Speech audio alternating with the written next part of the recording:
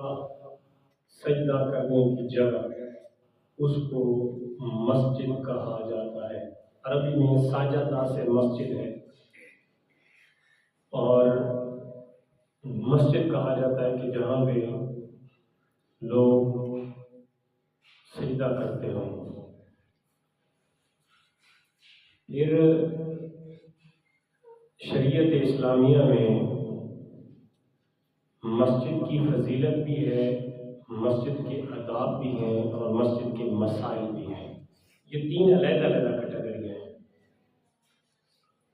مسجد کی فضیلت، مسجد کے آداب اور مسجد کے احکام یا مسائل جن کو کہا جاتا ہے۔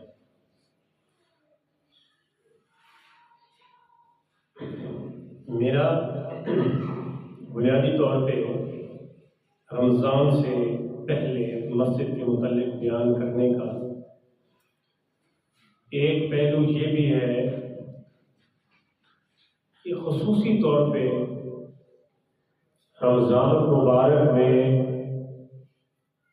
مسجدیں آباد ہوتی ہیں اور لوگوں کا دھیان، لوگوں کی توجہ مسجدوں کی طرف زیادہ ہوتی ہے، تو اس بنیاد پہ مسجد کی فضیلت بھی اور مسجد کے آداب بھی آپ کے سامنے میں پیش کروں گا۔ قرآن حکیم کی سورہ بقرہ کی آیت نمبر 125 میں نے تلاوت کی ہے، جس میں اللہ رب العزت نے ارشاد فرمایا وَعَهِدْنَا إِلَىٰ إِبْرَاهِيمَ وَإِسْمَاعِيلَ أَن طَهِّرَا بَيْتِيَ لِلطَّائِفِينَ وَالْعَاكِفِينَ وَالرُّكَّعِ السُّجُودِ۔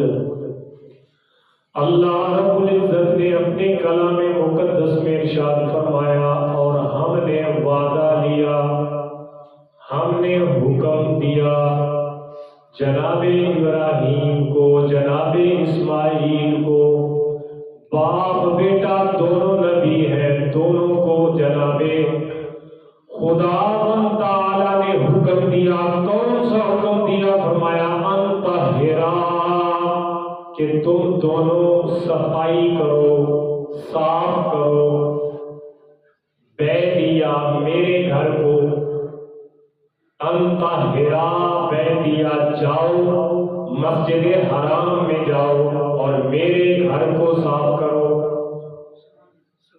کس کے لیے؟ للطائفین والعاکفین، جو طواف وہاں پہ کرنے آئیں گے، حاجی اور عمرے والوں کے لیے بھی میرا گھر صاف کرو، اور جو وہاں پہ آ کے اعتکاف میں بیٹھیں گے ان کے لیے بھی میرا گھر صاف کرو۔ وَالرُّكَّعِ السُّجُودِ، اور جو رکوع کریں گے وہاں پہ، یعنی نمازیں پڑھیں گے، اور جو سجدے کریں گے، یعنی ان چار قسم کے لوگوں کے لیے اللہ رب العزت نے اپنے نبیوں کو حکم دیا، باپ بیٹے کو حکم دیا، جاؤ اور میرے گھر میں صفائی کرو، طواف کرنے والوں کے لیے، اعتکاف کرنے والوں کے لیے، رکوع کرنے والوں کے لیے اور سجدہ کرنے والوں کے لیے۔ چار قسم کے لوگ۔ یہ مسجد حرام کا حکم اللہ نے ابراہیم و اسماعیل علیہ السلام کو دیا، اور اللہ نے مسجد کو ظاہر ہے مسجد جہاں پہ بھی ہے وہ اللہ کے گھر کے حکم میں ہے، تو یہ حکم جہاں پہ خانہ کعبہ کے لیے ہے وہاں پہ کائنات کی دوسری مسجدوں کے لیے بھی یہی حکم ہے کہ ان کی صفائی کرو، ان کو پاک صاف رکھو، جو سجدہ کرنے آئے، جو اعتکاف کرنے آئے، جو نمازیں پڑھنے آئے، تو ان کے لیے آگے مسجد کی جگہ صاف ستھری ہونی چاہیے۔ اب دو چیزیں، ایک تو جو وہاں پہ بسنے والے ہیں، یعنی مسجد کے رکھوالے، متوالے، امام ہو گیا، متولی ہو گیا یا دیگر نمازی ہو گئے، تو سب کا یہ جو حق ہے وہ سب کا یہ حق بنتا ہے کہ وہ اللہ کے گھر کو صاف ستھرا رکھنے میں ہر طرح کی کوشش کرتے ہیں۔ یہ نہیں ہے کہ کسی ایک بندے کی ڈیوٹی ہو اور وہی بندہ سارے کام کرے، نہیں، ہر نمازی، متولی، امام، سب کے لیے کہ وہ اللہ کے گھر کو صاف رکھنے کی از حد کوشش کرے۔ یہ میں بالکل جب مسجد بھر جائے گی تو پھر ایک آخری اصلاح کی بات کروں گا، وہ آخر میں کروں گا تاکہ زیادہ لوگوں تک وہ پہنچ جائے۔ تو بیان کرنے کا مقصد یہ ہے کہ ایک تو مسجد بنانے کی فضیلت ہے کہ جس میں حدیث پاک ہے من بنا للہ مسجدا بنى اللہ لہ بیتا فی الجنہ، حدیث مبارک ہے کہ جس نے بھی مسجد بنائی، اللہ کا گھر بنایا، اللہ جنت میں اس کا گھر بناتا ہے۔ یہ تو مسجد بنانے کی فضیلت ہے کہ مسجد بنا دے کوئی بندہ، اچھا ایک بندہ نہیں بنا سکتا، تو جو سارے مل کے کوشش کرتے ہیں ان سب کے لیے بھی یہی حکم ہے۔ جو مل کے بناتے ہیں نا، چندہ کر کے بناتے ہیں، کلیکشن کر کے بناتے ہیں، کافی سارے لوگ، جیسے محلے داری کی مسجد ہوتی ہے تو ایک بندہ نہیں بنا رہا ہوتا، اور ویسے بھی سب کو مل کے بنانی چاہیے، سب کو مل کے بنانی چاہیے۔ کیوں مل کے بنانی چاہیے؟ اس لیے کہ جو بندہ جتنی حیثیت رکھتا ہے، استطاعت رکھتا ہے، طاقت رکھتا ہے، وہ اپنی طاقت کے مطابق اللہ کے گھر کو بنانے میں جب مدد کرے گا، معاونت کرے گا، تو اس کو بھی اللہ تعالیٰ اپنی رحمت سے محروم نہیں فرمائے گا۔ اب ایک بندہ ہے وہ کلی طور پہ مسجد کی اینٹیں بھی نہیں دے سکتا، سیمنٹ بھی نہیں دے سکتا، قالین نہیں بچھا سکتا، پنکھے نہیں دے سکتا، لیکن ایک بندے کے پاس ایک پنکھے کی حیثیت ہے، استطاعت ہے، تو بندہ کہے کہ سارے تو لگا کے دے اور وہ ایک کے قابل ہو، تو شرم کے مارے وہ ایک بھی نہیں دیتا کہ مجھے ساروں کا حکم دیا جائے۔ اس لیے کہ جس کی جتنی حیثیت ہے مسجدوں میں اتنا بندہ تعاون کرتا ہے، اور پھر سارے تعاون کرنے والے جو لوگ ہوتے ہیں وہ اللہ کی رحمت کے امیدوار ہوتے ہیں۔ خلیفہ ہارون الرشید کا میں آپ کو بڑا پیارا واقعہ سناؤں۔ بادشاہ سلامت تھے اور نیک بادشاہ تھے، اللہ تعالیٰ ہمیں بھی نیک بادشاہ عطا کرے۔ نیک بادشاہ تھے، ان کی جہاں پہ دنیا کی عمارت تھی، یعنی دنیا کی حکمرانی ان کے پاس تھی، اللہ تعالیٰ نے ان کے دل میں اسلام اور مسلمانوں کا درد بھی رکھا ہوا تھا۔ وہ اسلام کو فروغ دینے میں بھی لگے رہے تھے، لیکن یہاں پہ تو الٹی چال مطلب ہے، الٹی گنگا بہتی ہے، جس کے ہاتھ میں لاٹھی آ جاتی ہے وہ سب کو آگے لگا لیتا ہے۔ مطلب یہ ہے کہ یہاں کے حکمرانوں کو دین سے کوئی غرض ہی نہیں ہے، شریعت سے کوئی غرض ہی نہیں ہے کہ وہ شریعت کے مطابق لوگوں کو چلانے کی کوشش کریں یا لوگوں کے ساتھ تعاون کریں۔ خلیفہ ہارون الرشید نے سوچا کہ میں ایک ایسی عظیم و شان بغداد شریف میں مسجد بناؤں کہ اس مسجد میں کسی اور کا ایک رائی کے برابر بھی حصہ نہ ہو۔ آپ نے شاید یہ سن رکھا ہے، لیکن چونکہ موقع آ گیا تو میں بات کر رہا ہوں۔ وہ چاہتا تھا کہ میں بالکل سیپریٹ ثواب لوں، اکیلا ثواب لوں، کوئی اور بندہ میرے ساتھ اللہ کے گھر بنانے میں شریک نہ ہو۔ یہ بھی ایک اپنا جذبہ ہے، یعنی یہ جذبہ بھی ایک اپنا ہے، وہ کہتا ہے کہ یہ سارا نیکی کا کام میں کروں۔ بعض بندے ہوتے ہیں جو نیکی کے کام میں حریص ہوتے ہیں کہ یہ یار سارا حصہ میرا ہو نیکی کرنے کا، تو اس نے بھی یہی سوچا کہ یار میں بھی ساری نیکی خود کروں، تو اس نے اعلان کروا دیا کہ میں عظیم الشان قسم کی مسجد بنانا چاہتا ہوں، لہذا آپ لوگ جو مستری، مزدور اور جو آرکیٹیکٹر ماہرین ہیں وہ آ جائیں، مجھے مشورے اور تجویزیں دیں، لیکن کوئی بندہ اس میں حصہ نہ ڈالے، یہ مسجد میں نے خود بنانی۔ اب جب اس نے مسجد شروع کر دی، مستری مزدور لگ گئے، مسجد بن رہی ہے، اس نے باہر پہرہ دار بھی اٹھا دیے کہ کوئی بندہ خبردار نہ اینٹ شامل کرے، نہ سیمنٹ شامل کرے، نہ سریا دے، نہ بجری دے، نہ کوئی سیپریٹ قسم کی نیکی تھی اس کی۔ تو ایک بندہ جو دیہڑی دار تھا اس نے کہا بھائی کاش میرے پاس بھی ہارون الرشید جتنا پیسہ ہوتا تو میں بھی اللہ کا گھر بناتا۔ اب بندے کی خواہشیں بھی ہوتی ہیں، نیکی کی خواہش بھی ہوتی ہے بندوں کی، وہ کہتے ہیں کاش میرے پاس بھی ہارون الرشید جتنا مال ہوتا تو میں بھی مسجد بناتا، لیکن اسے رات بھر اسی بات نے سونے نہیں دیا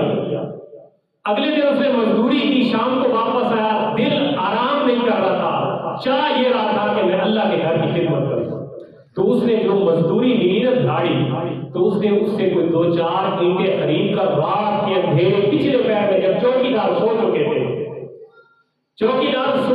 تھے، اس نے پچھلے پیر جا کے وہ جو خریدا تھا میٹیریل اینٹیں، وہ جا کے ان اینٹوں کے ساتھ ملا دیا، تاکہ چوکیدار دیکھے بھی نہیں اور میرا دل بھی مطمئن ہو جائے اور میں بھی نیکی میں شامل ہو جاؤں۔ اب اللہ تبارک و تعالیٰ کی قدرت دیکھیں اور رحمت دیکھیں، سبحان اللہ۔ اللہ تعالیٰ بندوں کو کیسے نوازے، کوئی بندہ ایک چھوٹی سی نیکی بھی کر دے اور اللہ تعالیٰ کے لیے خلوص کے ساتھ کرے تو اللہ کے ہاں اس کی کتنی قدر ہوتی ہے، ذرا غور کیجیے۔ اب جب رات کو خلیفہ وقت، بادشاہ وقت خلیفہ ہارون الرشید سویا، قسمت جاگی، رات کو جنت کی سیر کر رہا تھا، خواب میں جنت کے ماحول کو دیکھ رہا تھا، اچانک اس نے دیکھا کہ جنت میں ایک خوبصورت عظیم الشان بلند و بالا محل تعمیر ہے، ایک بہت بڑی عمارت تعمیر ہے اور اس کے اوپر ہارون الرشید کا نام لکھا ہوا ہے۔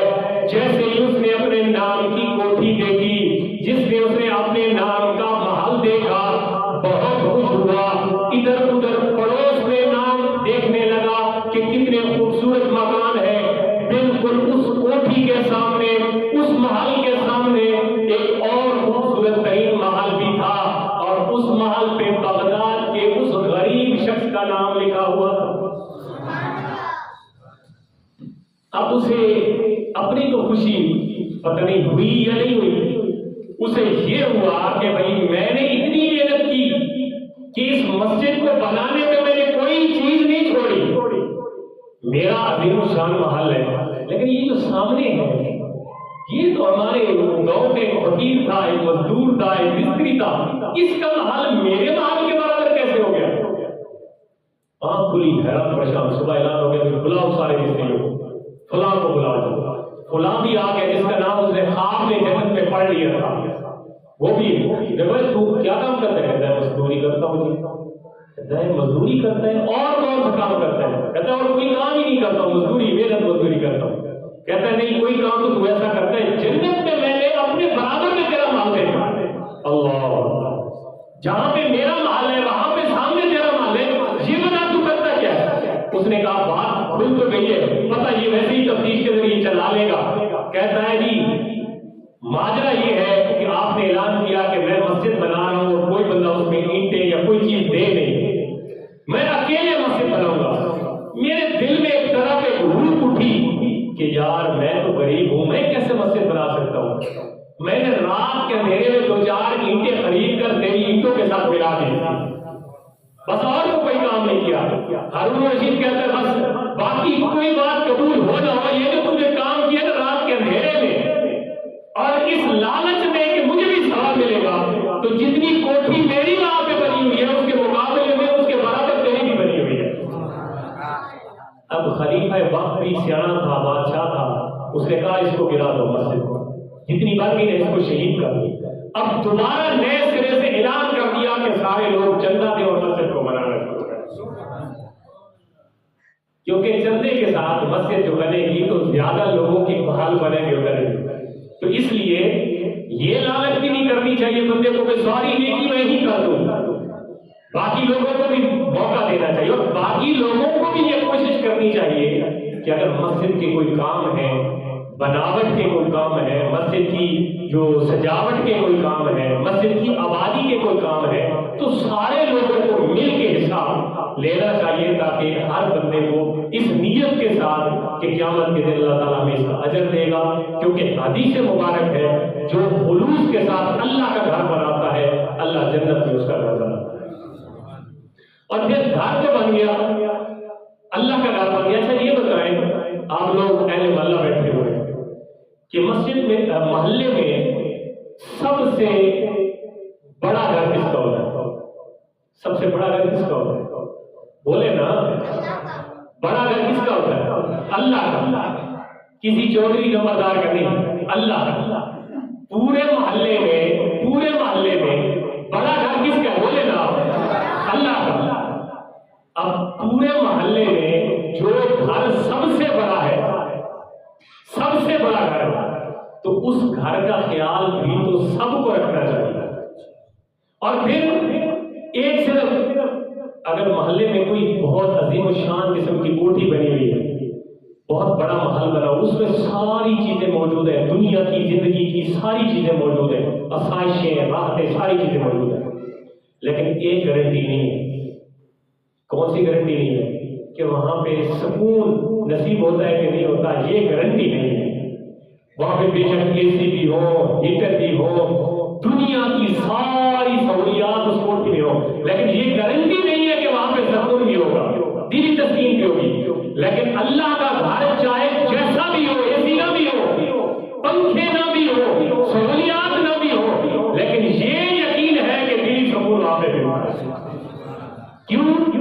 کہ اللہ تبارک و تعالیٰ کے محبوب نے فرمایا احب البلاد الی اللہ مساجدها وابغض البلاد الی اللہ اسواقها۔ دنیا میں جتنے گھر ہیں، دنیا میں جتنی جگہ ہیں، جو اللہ کو پسندیدہ جگہ ہیں وہ اللہ کے گھر مسجدیں ہیں۔ جو اللہ کو پسند ہے تو وہاں پہ رحمت ہی ہوتی ہے، اور دنیا میں ایسی جگہ ہے جو اللہ کو ناپسند بھی ہے، وہ کون سی ہیں؟ بازار حدیث پاک ہے ابغض البلاد الی اللہ اسواقها، جو سب سے مقبول جگہ ہے جہاں پہ اللہ کا قہر اکثر نازل ہوتا ہے، کیونکہ گناہ زیادہ ہوتے ہیں، جھوٹ بھی ہوتا ہے، بدنظری بھی ہوتی ہے، پتہ نہیں کیا ہوتا ہے۔ بازار تو وہ اللہ کو ناپسندیدہ جگہ ہے۔ انسان کی سوچ دیکھے ذرا، انسان کہتا ہے جو جگہ اللہ کو پسند ہے وہاں پہ قلیل قلیل نظر آتے ہیں، قلیل قلیل، اور جہاں اللہ کو غصہ آتا ہے وہاں پہ سارے جاتے ہیں۔ یہ ہے انسان کی سوچ۔ اب تیری اور میری سوچ بھی ایسی ہے، بازار میں کوئی 10 گھنٹے کا وہاں پہ انتظار کرے تو بندہ کرتا ہے، اور مسجد میں بندہ کہتا ہے بس فرض پڑے جائیں، اور اس کے بعد ایسا سپیڈ سے نکلتے ہیں بندے باہر جیسے ادھر پولیس بیٹھی ہوئی ہے، یقین جانے پتہ نہیں عجیب ماجرا ہے۔ میں نے دیکھا ہے کہ بندے بس سلام پھرنے کی دیر ہوتی ہے بعض اوقات، خصوصاً جمعے والے دن، تو لوگ ایسے سپیڈ پیچھے نکلتے ہیں۔ مسجد مومن کی مثال دی ہوئی ہے کہ مومن بندے کو مسجد میں ایسے سکون آتا ہے جیسے مچھلی کو پانی میں آتا ہے۔ محبت سے کہتے سبحان اللہ۔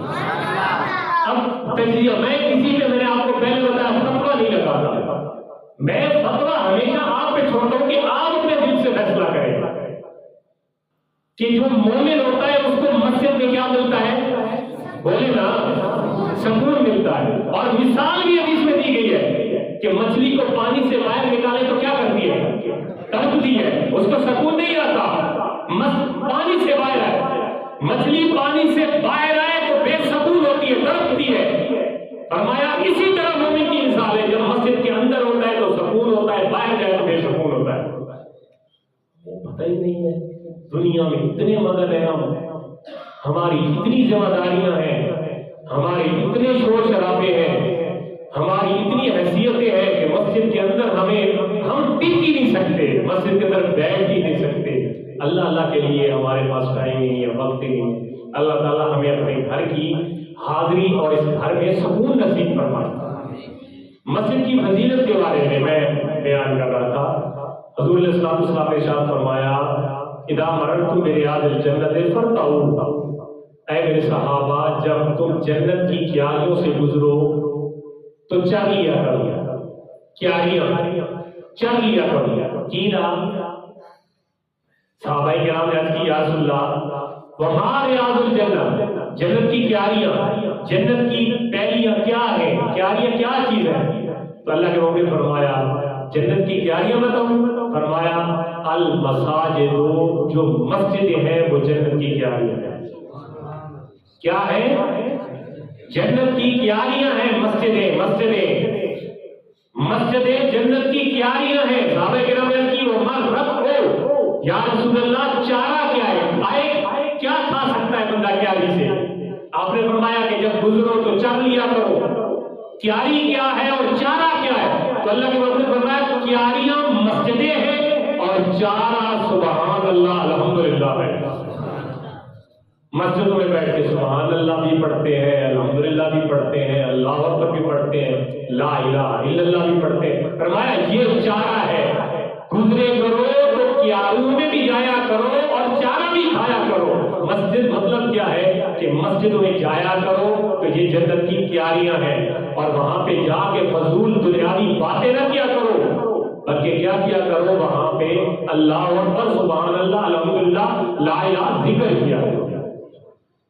کچھ لوگوں کو وقت ملتا ہے مسجد میں گپے شپے مارنے کا، وہ مسجد میں زیادہ ٹائم کچھ بندوں کا ایسے ہی گزرتا ہے۔ ابھی گرمیاں آئیں گی تو پنکھوں شنکھوں کی یہاں پہ سہولت ہوتی ہے تو کچھ بندے ویسے بھی آرام فرما لیتے ہیں مسجد میں، اور ساتھ جو ہے گپ شپ بھی۔ مسجدیں گپوں کی جگہ نہیں ہوتی، مسجدیں اللہ کے ذکر کی جگہ ہوتی ہے، اور اللہ کا ذکر آپ دل سے کریں، یقین جانے ایک نسخے کے طور پر آپ کو بات بتا رہا ہوں۔ اگر آپ لوگ کبھی دل میں آپ کو پریشانی ہے نا، غم ہے کسی بات کا، جب کوئی آپ کو دکھ پہنچا ہے، جب تک دل ٹوٹا ہے، یا آپ کو کوئی دنیاوی طور پہ کوئی پریشانی ہے، آپ اللہ کی عزت کی قسم مسجد میں آ جائیں اور اللہ کے ساتھ لو لگائیں، پھر دیکھیں کہ کس طرح سکون نصیب ہوتا ہے۔ اصل میں ہم نے دوائی ڈاکٹر سے لی ہے، اللہ سے لی نہیں ہے۔ ہمارا جو دنیاوی سسٹم ہے، یہاں پہ درد ہوا تو انجیکشن لگا لیا ٹھیک ہو گئے، پیٹ میں درد ہوا پھکی لے لی ٹھیک ہو گئے، سر میں درد ہوا ٹیبلٹ لے لی گولی لے لی ٹھیک ہو گئے۔ یہ نظریہ تو بن چکا ہے کہ گولی سے بندہ ٹھیک ہوتا ہے، اور یہ نظریہ پتہ نہیں کب بنے گا کہ بھائی روحانی ذکر سے بھی بندہ ٹھیک ہوتا ہے۔